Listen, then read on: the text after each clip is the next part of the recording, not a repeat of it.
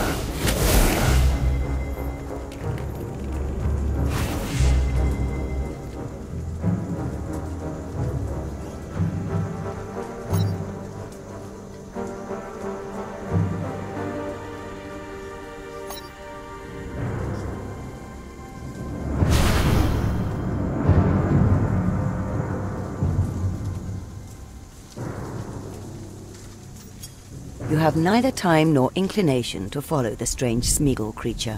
Rather, by day or dark, you'll chase down the orc caravan to free its captives, especially Bilbo. You gather your packs and set off. Smeagol watches you go. His ghoulish eyes glow dull yellow. After a few moments, he slinks away into the trees, muttering to himself. You wonder whether you'll see the wretch again. You hope not. The caravan is easily tracked, and you make good time. Even so, the day is mostly spent before you hear the faint noise of rolling wheels ahead. Exultant to have reached your quarry, you hasten your steps, hoping to surprise and overwhelm the caravan's rear guard. In the excitement, you forget to consider the keen noses and sharp ears of goblins. As you round a copse of dead trees, you suddenly find yourself facing a group of enemies, alert and weapons ready. So much for surprise.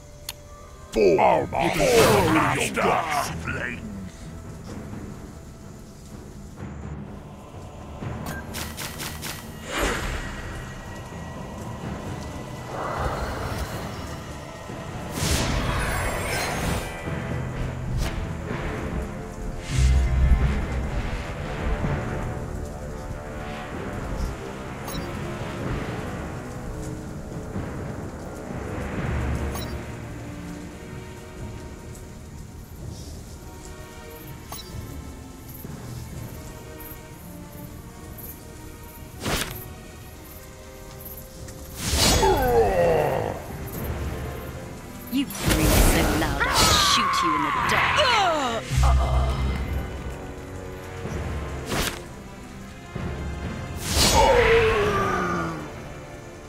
You breathe so loud I'll shoot you in the dark.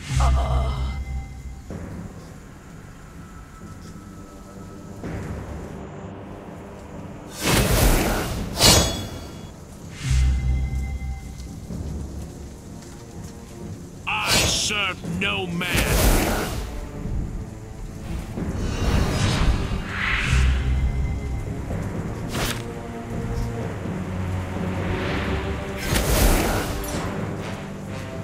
You wish you're dead already.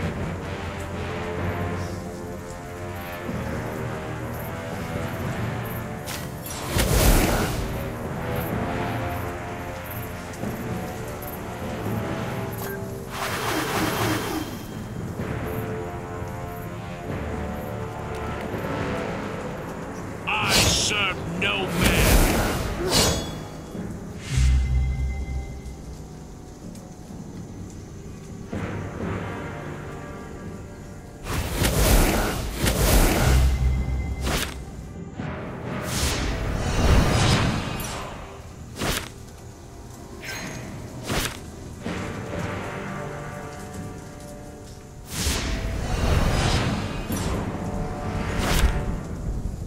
My eyes see everything.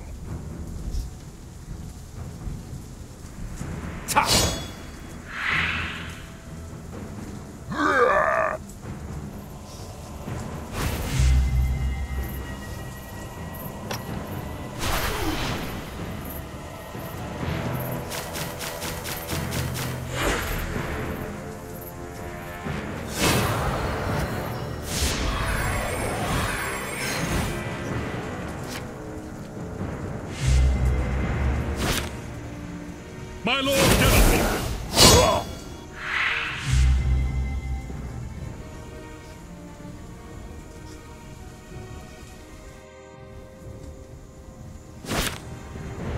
Our history shall be preserved.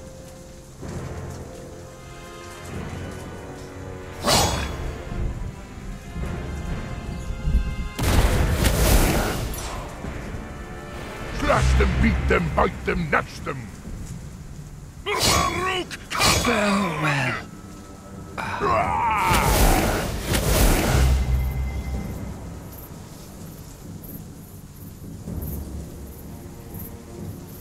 He cannot stand alone! Hector!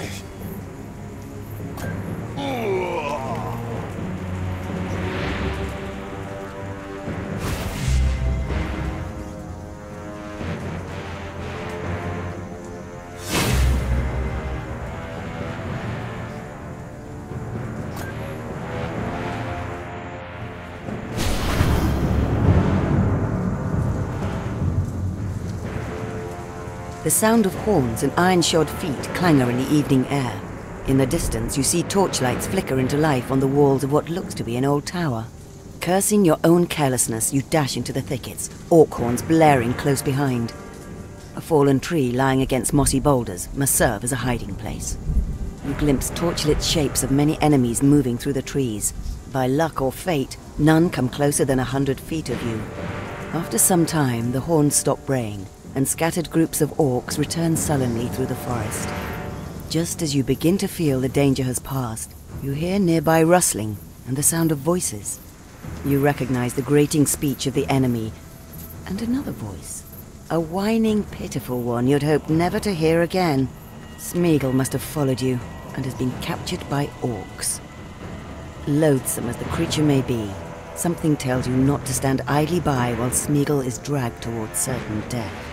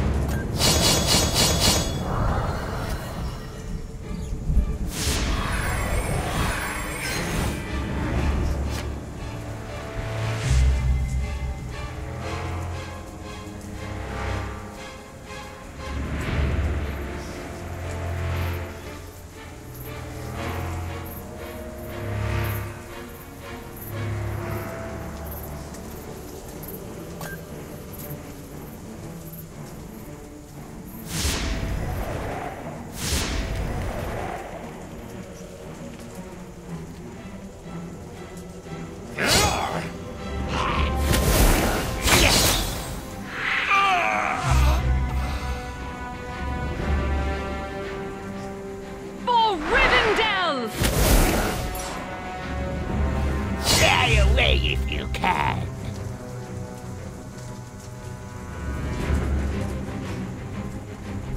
Hammer and... Oh, my lad.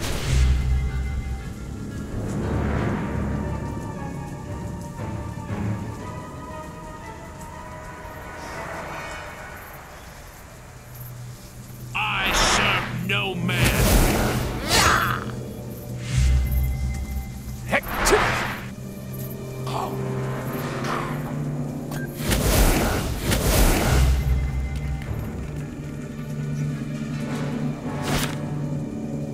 I am Gandalf, and Gandalf means me.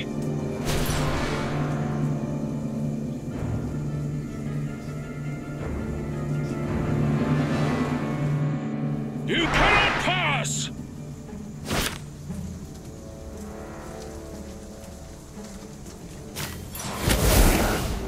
He cannot stand alone!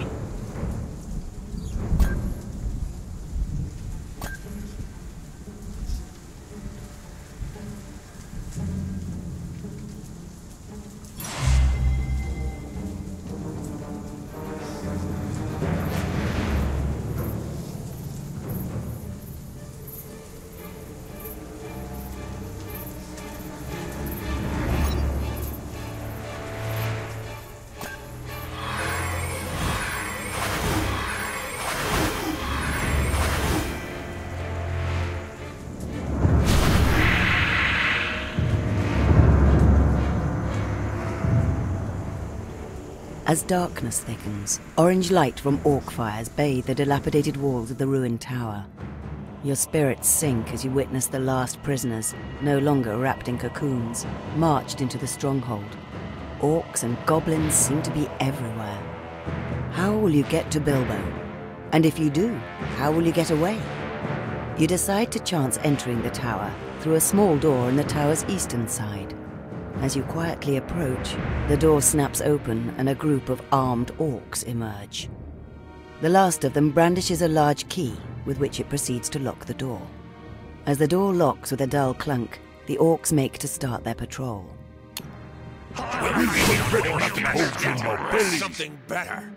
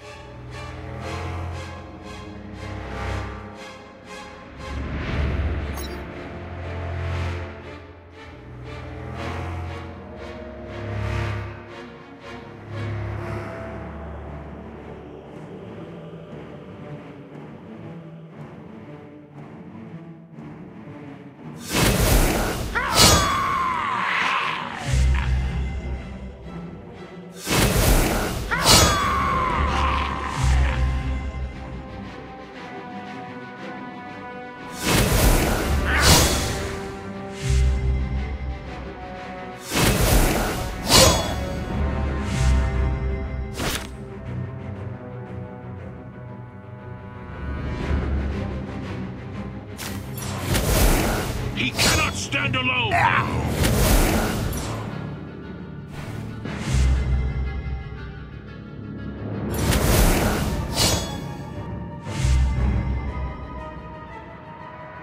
For Rivendell!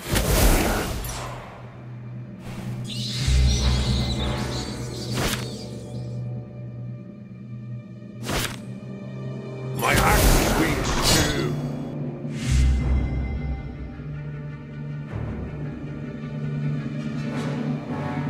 Follow the Caravan! Ah!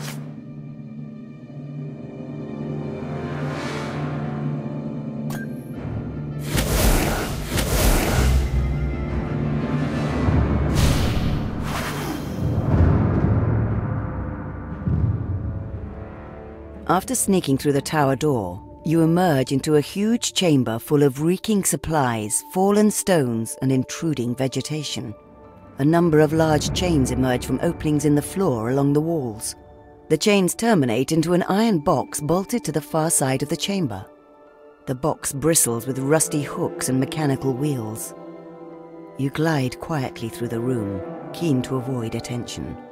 You peek into the connecting rooms, hoping for clues as to where the orcs are storing their prisoners. Steps are suddenly heard on the flagstones coming in your direction. After a few moments, a smallish orc enters the chamber to rummage through supplies. The light of its torch happens to catch one of your buckles, causing the orc to glance lazily in your direction. For a second, it seems not to have understood what it's seeing, but then recognition flares in its ugly face.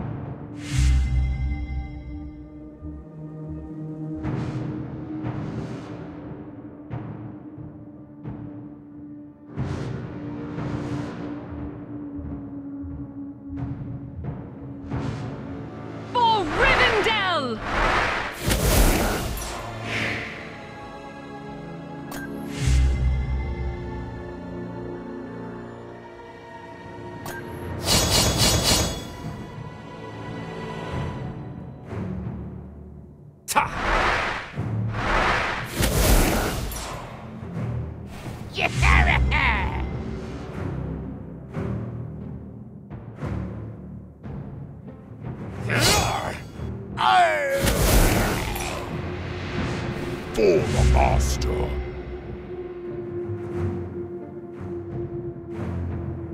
He cannot stand alone!